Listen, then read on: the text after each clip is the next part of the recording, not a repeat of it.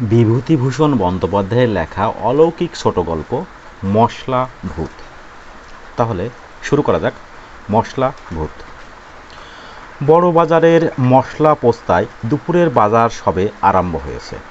হাজারি বিশ্বাস প্রকাণ্ড ভড়িটা নিয়ে দিব্যি আরামে তার মশলার দোকানে বসে আছে। বাজার একটু মন্দা, অনেক দোকানে বেচাকেনা একেবারে নেই বললেই চলে, তবে বিদেশি খদ্দেরের ভিড় একটু বেশি। হাজারির দোকানে লোকজন অপেক্ষাকৃত কম। ডান হাতে তালপাতার পাখার বাতাস টানতে টানতে হাজারি ঘুমের ঘোরে মাঝে মাঝে সামনের দিকে ঝুঁকে পড়েছিল। এমন সময়ে হঠাৎ করে পরিচিত গলার স্বর শুনে সে চমকে উঠল। বলি, ও বিশ্বেশ, বিশ্বেশ মশাই। বারদুই হাঁক ছেড়ে যতীন ভদ্র তার ডান হাতের লাঠিটা একটা কোণে রেখে দিয়ে সম্মুখের খালি টুলটার উপর ধপাস করে বসে পড়ল। যতীন হাজারি বিশ্বাসের সমবয়স্ক, অনেক দিনের বন্ধু। ভাগ্যলক্ষ্মী এতকাল তার উপর অপ্রসন্ন ছিল। হালে সে হাজারির পরামর্শে মশলার বাজারে দালালি আরম্ভ করেছে, 2 পয়সা পাচ্ছেও। যতীনের মোটা গলার কড়া আওয়াজ পেয়ে হাজারি খুব আগ্রহান্বিত হয়ে উঠল বসে। হাজারি বিলক্ষণ জানত যে যতীন যখনই আসে কোনো একটা দাও বিষয়ে পাকাপাকি খবর না নিয়ে আসে না। তাই সে যতীনকে খুবই খাতির করে। যতীন বলল, দেখো, শুধু দোকানদার হয়ে খদ্দেরের আশায় রাস্তার দিকে হা করে বসে থাকলে তাতে আর টাকা আসে না, ঘুমই আসে। 5টা খবরাখবর রাখতে হয়, বুঝলে? হাজারি বলল, এসো এসো যতীন, ভালো আছো? অনেক দিন দেখিনি, কিছু খবর আছে নাকি? সেই খবর দিতেই তো আসা। এ বাজারে শুধু গণেশের পায়ে মাথা ঠুকলেই টাকা করা যায় না, অনেক হদিস জানতে হয়, অনেক কাঠখড় পুড়িয়ে তবে টাকা, বুঝলে? এখন কি দেবে বলো? জানোই তো যতীন ভদ্র, বকে একটু বেশি, কিন্তু খবর যা আনে তা একদম পাকা। যাক, এখন আসল কথা তোমায় যা বলি মন দিয়ে শোনো। যতীন অতবার হাজারিকে কাছে বসিয়ে চুপি চুপি তার কথাটা বলে গেল। যতীনের কথায় টাকার গন্ধ পেয়ে হাজারি কান খাড়া করে এমনই একাগ্রভাবে শুনে যেতে লাগলো যে সত্যনারায়ণের পাঁচালিও লোকে অতটা মন দিয়ে শোনে না। ব্যাপারটি এই, গ্রেহাম ট্রেডিং কোম্পানির একটা মস্ত মাল জাহাজ এসএস রেঙ্গুন ডাচ ইস্ট ইন্ডিজের কোনো এক বন্দর থেকে প্রচুর মাল নিয়ে কলকাতায় আসছিল। যত রকম মাল বোঝাইছিল তার মধ্যে মশলার বস্তায় সবচেয়ে বেশি। লঙ্কা, হলুদ, জিরে, তেজপাতা প্রভৃতি কত রকমের মশলা। প্রতিটি বস্তা ওজনে 2.5 মণের কম নয়। এরকম শত শত বস্তার গাদায় জাহাজখানা আগাগোড়া ঠাসা।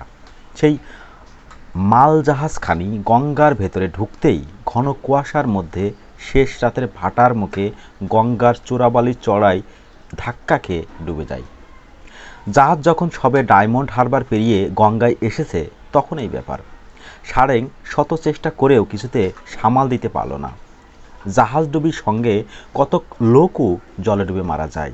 জাহাজের কতক মাল নষ্ট হয়ে যায়, আর বাদবাকি মাল সব গঙ্গার জলে ভাসতে থাকে। মশলার বস্তাগুলো প্রায়ই ডোবেনি, বিশেষ ক্ষতিও হয়নি। দূর থেকে ওই মশলা বস্তার গাদাগুলো ভেসে যেতে দেখে পোর্ট কমিশনারের লোকেরা সেসব তুলে পাড়ে টেনে নেয়। কাল 8:30টায় সময় নিলাম ডেকে সেই বস্তাবন্দি মশলাগুলো বিক্রি করা হবে। ধরিবাজ হাজারি বিশ্বাস যতীনের কথাবার্তা শুনে চট করে সব বুঝে নিল। কত লোককে চড়িয়ে, কত পাকা ধানে মই দিয়ে তবে সে আজ এত টাকার মালিক। কথাবার্তা তখনই সব ঠিক হয়ে গেল। যাবার সময় যতীন আবার হাজারিকে বেশ মনে করিয়ে দিয়ে বলল, দেখো ভায়া, টাকা যদি পিটতে চাও তবে এই সুযোগ কিছুতেই ছাড়া নয়। জলের দামে মাল বিকিয়ে যাচ্ছে। কাল সকাল 8:30টায় নিলাম। আমি 7টার সময়েই এসে তোমাদের সঙ্গে দেখা করব। পরদিন হাজারি যতীনকে নিয়ে যথাসময়ে খিদিরপুরের দিকে রওনা হয়ে গেল। নিলামের জায়গায় পৌঁছতে আর বেশি দেরি নেই। দূর থেকে কলরব শোনা যাচ্ছে। যতীন আগে আগে চলেছে, হাজারি পেছনে পেছনে ছুটছে। এত বড় সস্তায় কিস্তিটা ফসকে না যায়। হাজারি যতীনকে বরাবর নিলামের কাছে বস্তাগুলো গুনতি করতে পাঠিয়ে দিয়েই নিজে শটান এক দৌড়ে সাহেবের কাছে গিয়ে মস্ত বড় এক সালাম করল। সাহেবের সঙ্গে 2 মিনিট ফিসফাস করে কি কথাবার্তা বলে হাজারি ঊর্ধ্বশ্বাসে ছুটে এসে নিলামের ডাক বন্ধ করে দিল। যতীন বলল, কি খবর ভায়া, সুবিধে করতে পেরেছো তো? হাজারি খুব ব্যস্ত সমস্তভাবে বলল, পরে বলবো, কাজ হাসিল। এখন কত বস্তা গুনলে বলো দেখি? 100 বস্তা গোনা হয়ে গেছে। বাস্তবিক উঁচু উঁচু গাঁথা করা মশলার বস্তাগুলোর দিকে চেয়ে হাজারির চোখ জুড়িয়ে গেল। সে যে দিকেই তাকায় দেখে যে অগণিত বস্তা সরাবন্দি থামের মতো রাস্তা জুড়ে দাঁড়িয়ে আছে। এমন দাও জীবনে কারো ভাগ্যে একবার বই দুবার আসে না। এখন মশলা পোস্তায় কোনো রকম তার গুদামে এগুলো চালান দিতে পারলে হাফ ছেড়ে বাঁচে। আর দেরি নয়, হাজারি যতীনকে তাড়া দিয়ে ডেকে বলল, ওহে ভায়া, শুভ কাজ আর বিলম্ব কেন? এখন লরি ডেকে তাড়াতাড়ি মাল বোঝাই করে পোস্তায় চালান দিয়ে দাও, আমি ততক্ষণ এগিয়ে যাই। একেবারে সব মাল লরিতে ধরল না। দ্বিতীয় ক্ষেপ বস্তা চাপিয়ে যতীন যখন পোস্তায় ফিরে গেল তখনও বিকেল হয়েছে। সে এসে দেখে সবই অব্যবস্থা। রাশিকৃত বস্তার গাদা হাজারির দোকানের সামনে ফুটপাতে গড়াগড়ি খাচ্ছে। মাত্র 3টি লোক এতগুলো মাল তুলবার জন্যে লাগানো হয়েছে। চতুর্দিকে লোকের মহাভিড়, হই হই ব্যাপার। এদিকে পুলিশ তাড়া দিচ্ছে, জলদি মাল হটাও।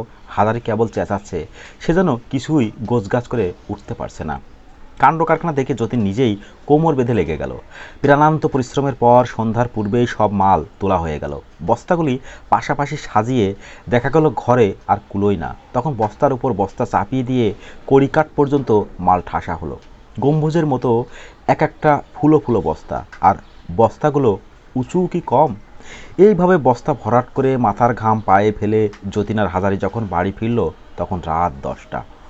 সে রাতে গুদামে তালা লাগিয়ে দিয়ে প্রতিদিনের মতো হাজারির চাকর বাইরে শুয়ে রইল। শেষ রাতে মশলার গুদামে কি একটা শব্দ শুনতে পেয়ে আশেপাশের দোকানদারদের ঘুম ভেঙে গেল। তারা চোরের আশঙ্কা করে চাকরটাকে ডেকে তুলল। চাকরটা শশব্যস্ত হয়ে আলো জেলে বেশ পরখ করে এদিক ওদিক দেখতে লাগলো, কিন্তু চোর ঘরে ঢুকলো কি করে? গুদামের দরজায় তালাবন্ধ স্পষ্টই দেখা যাচ্ছে। খানিক বাদে আবার দুমদুম শব্দ। সকলে কান খাড়া করে রইল। বেশ মনে হলো এবারকার শব্দটা যেন হাজারির মশলার গোদামের ভেতর থেকে আসছে, অথচ ঘরের দৌড় জানালা বন্ধ, বাইরে থেকে মোটা তালা দেওয়া। কি আশ্চর্য, চোর ভেতরেই যাবেই বা কী করে? আর চোরটার যদি এলো বা, তবে শব্দই বা করে কে? মাঝে মাঝে মনে হতে লাগলো ঘরের ভেতর থেকে ঠেলে বেরিয়ে আসবার জন্য কারা ভেতরের দরজায় ধাক্কা মারছে। শেষ রাতের বাকি সময়টা এইভাবেই শব্দ শুনে কেটে গেল। আরও আশ্চর্য, ভোর হবার সঙ্গে সঙ্গেই গুদম ঘর থেকে শব্দ আস্তে আস্তে মিলিয়ে গেল। সে রাতে এই পর্যন্তই। পরদিন সকালে মশলাপট্টির দোকানদারদের মুখে মুখে রাষ্ট্র হয়ে গেল যে হাজারির দোকানে বিষম কাণ্ড, ভীষণ চুরি। আসলে সত্যি যা নয় তার 10 গুণ বাড়িয়ে দিয়ে মিথ্যে রটাতে লাগলো। ক্রমে কথাটা হাজারির কানে উঠল।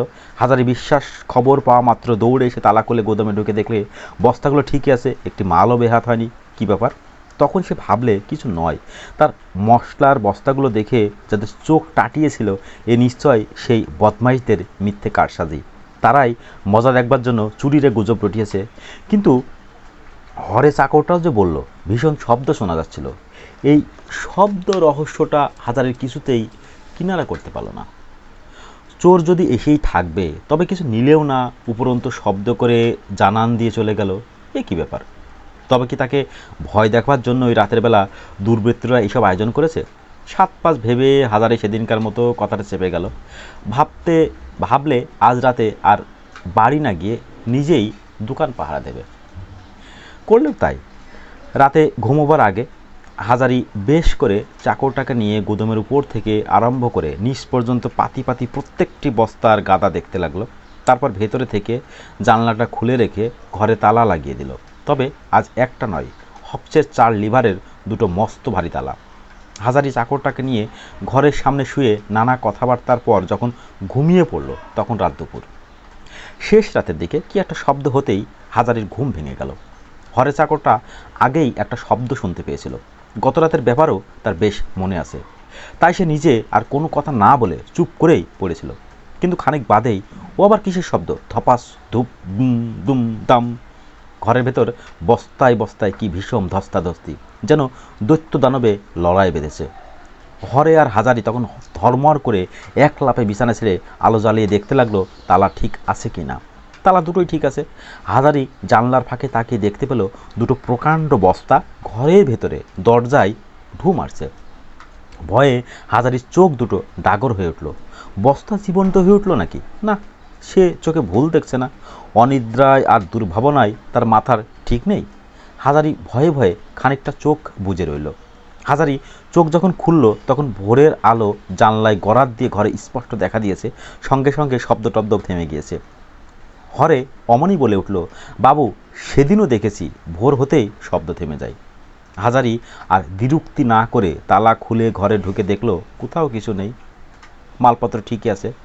তবে কালকের থেকে আজ তফাৎ এই যে বস্তাগুলো যেটি যে জায়গায় দায়ের করানো ছিল সেটি ঠিক সেখানে নেই। প্রত্যেক বস্তাগুলো সরে সরে তফাৎ হয়ে গেছে। একটা বস্তা আরেকটার ঘাড়ে কাত হয়ে পড়েছে। বিশেষ করে পেছন দিকের কতগুলো বস্তা হান্ডুল বান্ডুল অবস্থায় পড়ে রয়েছে। হাজারি মহা ভাবনায় পড়ে গেল। চোরই যদি হয় তবে শব্দের সৃষ্টিপাত কেন? আর চোর ঢোকেই বা কোথা থেকে? আর বেরিয়েই বা যায় কেমন করে? অসম্ভব। তবে কি জাহাজ ডুবির লোকগুলো ডুবে মরে ভূত হয়ে মশলা বস্তায় যে যার মতো ঢুকে বসে আছে? লাটের মাল কিনে অবধি দূরাত্ম এইভাবে কাটল। আজ তৃতীয় রাত। হাজারির চোখ অসম্ভব বেড়ে গেছে। আর সে মরিয়া হয়ে দুজন লোক নিয়ে সারা রাত গোদামের বাইরে জেগে বসে রইল। হাতের কাছে যাকেই সে পাবে কিছুতেই আজ আর তাকে আস্ত রাখবে না। তার এই অবিশিষ্ট সিদ্ধি করার জন্য দিন মানেই সে খুব ঘুমিয়ে নিয়েছে। পাশের রাতে ঘুমিয়ে পড়ে। টং টং টং পাশের ঘরের ঘড়িতে 4টে বেজে গেল। হাজারির চোখের পাতা পড়ে না। সে ঠায় জেগে আছে, কোথাও কিছু নেই। কিন্তু হঠাৎ একই কাণ্ড। শত শত লোক একত্র খুব দম নিয়ে নিঃশ্বাস টেনে ছেড়ে দিয়ে যেমন একটা ঝড়ের মতো সাই সাই করে শব্দ হয়, অবিকল তেমনই একটা শব্দ শোনা গেল। হাজারি আলো জ্বালিয়ে দিয়েই এক লাফে দাঁড়িয়ে উঠল। দরজার দোরগোড়ায় যে দুটো লোক শুয়েছিল হাজারি চট করে তাদের জাগিয়ে দিয়ে বলল, তোরা শিগগির ঘরের পেছনটায় দৌড়ে গিয়ে দেখ দেখি চোরেরা সেখানে কোনো শীত কেটেছে নাকি। তারপর হাজারি গোদমের তালা খুলে ফেলল। কিসের শীত আর কোথায় বা চোর? বস্তাগুলো যেসব হাই ছেড়ে সারবন্দি দাঁড়াতে লাগলো, হরে চাকরটা ভয়ে সুরে বলল, বাবু, এদিকে চেয়ে দেখুন। হাজারি চোখ দুটো বিস্ফোরিত করে চেয়ে বলল, হ্যাঁ, বলে কি? আমার মশলার বস্তাটা নাচছে? চাকর দুজন এ দৃশ্য দেখেই ভয়ে দে চম্পট। তখন এক অদ্ভুত কাণ্ড। বস্তাগুলো সব একটির পর একটি ঠক ঠক করে ঠিকরে রাস্তায় বেরিয়ে পড়ল। সৈদ্ধব লবণের প্রকাণ্ড জাদ্রেল গোছের বস্তাটা তো সর্বাগ্রে বেরিয়ে পড়ে শটান গঙ্গার দিকে দেছুট। অন্য বস্তাগুলো সব সারি দিয়ে ফুটপাতে দাঁড়িয়ে ধিনিক ধিনিক করে খানিকটা নেচে নিয়ে তারপর সামনে লাফিয়ে মার্চ করে স্ট্যান্ড রোড ট্রাম্পের রাস্তা ছাড়িয়ে চলতে লাগলো। নিলামে কেনা বস্তাগুলো দলের অগ্রণী হয়ে চলেছে, পেছনে পেছনে চলছে সারবন্দি গুদামের অন্য অন্য বস্তা। এইভাবে হাজারির মশলার গুদাম উজাড় হয়ে গেল। শেষ রাতে আকাশ ভাসা ভাসা মেঘ, গঙ্গার জলে মেটে জ্যোৎস্না। হাজারি বিশ্বাস একা দাঁড়িয়ে। এটা সত্যি না স্বপ্ন? নির্বাক হতবুদ্ধি হয়ে দাঁড়িয়ে সে ফ্যালফ্যাল করে চেয়ে দেখছে। লোক ডেকে চেঁচিয়ে উঠবে সে, শক্তিও তার লুপ্ত। সারবন্দি মশলার বস্তাগুলো গঙ্গার ধারে পৌঁছলো এবং গঙ্গার উঁচু বাঁধানো পোস্তার উপর থেকে ধপাস ধপাস করে নিচে গঙ্গার জলে দিল ডুব। এইভাবে পরপর সমস্ত বস্তা একে একে গঙ্গার জলে ঝাঁপিয়ে পড়তে লাগলো। এবারেও আগে ডুবলো নিলামের বস্তাগুলো, তারপর গুদামের অন্য বস্তাগুলো। এক রাতের মধ্যে হাজারি বিলক্ষণ নিঃস্ব হয়ে গেল। এ ঘটনা শোনার পর হাজারির প্রতিবেশী দোকানদারেরা সকলে বিজ্ঞের মতো ঘাড় নেড়ে এক বাক্যে বলল, হুম, আমরা অনেক আগেই জানতুম ভরা অমাবস্যায় জাহাজ ডুবি, আর সেই লাটের মাল কিনল কিপটে হাজারি বিশ্বাস। ভাগ্যিস বুদ্ধি করে আমরা ঘেঁষিনি, এ মাল কিনলে আমাদের কি রক্ষা থাকতো? আপনারা এতক্ষণ শুনছিলেন মশলা ভূত। লিখেছেন বিভূতিভূষণ বন্দ্যোপাধ্যায়।